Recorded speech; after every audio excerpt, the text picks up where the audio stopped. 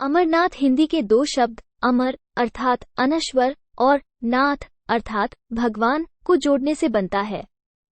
एक पौराणिक कथा के अनुसार जब देवी पार्वती ने भगवान शिव से अमरत्व के रहस्य को प्रकट करने के लिए कहा जो वे उनसे लंबे समय से छुपा रहे थे, तो ये रहस्य बताने के लिए भगवान शिव पार्वती को हिमालय की इस गुफा में ले गए ताकि उनका ये रहस्य कोई भी ना सुन पाए, और यही भगवान शिव ने देवी पार्वती को अमरत्व का रहस्य बताया।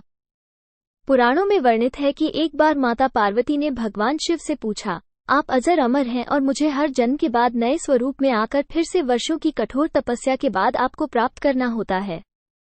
मेरी इतनी कठोर परीक्षा क्यों, और आपके कंठ में पड़ी यह नरमुंड माला तथा आपके अमर होने का रहस्य क्या है? भगवान शिव ने माता पार्वती से एकांत और गुप्त स्थान पर अमर कथा सुनने को कहा, जिससे कि अमर कथा कोई अन्य जीव ना सुन पाए, क्योंकि जो कोई भी इस अमर कथा को सुन लेता है वह अमर हो जाता।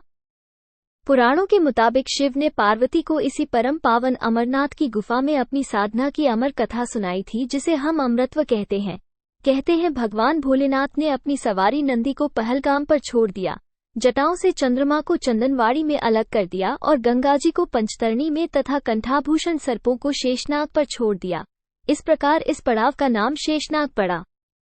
अगला पड़ाव गणेश पड़ता है। इस स्थान पर बाबा ने अपने पुत्र गणेश को भी छोड़ दिया था, जिसको महागुणा का पर्वत भी कहा जाता है।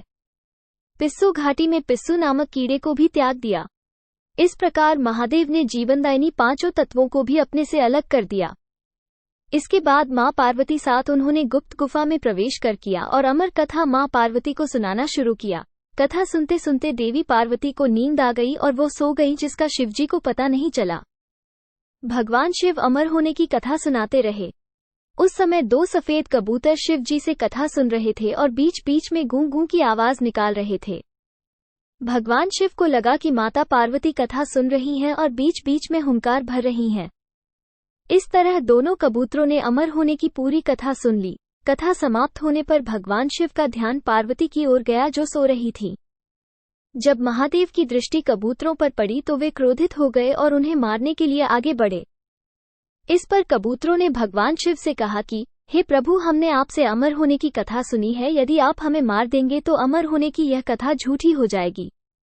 इस पर भगवान शिव ने कबूतरों को जीवित छोड़ दिया और उन्हें आशीर्वाद दिया कि तुम सदैव इस स्थान पर शिव पार्वती के प्रतीक चिन्ह के रूप में निवास करोगे।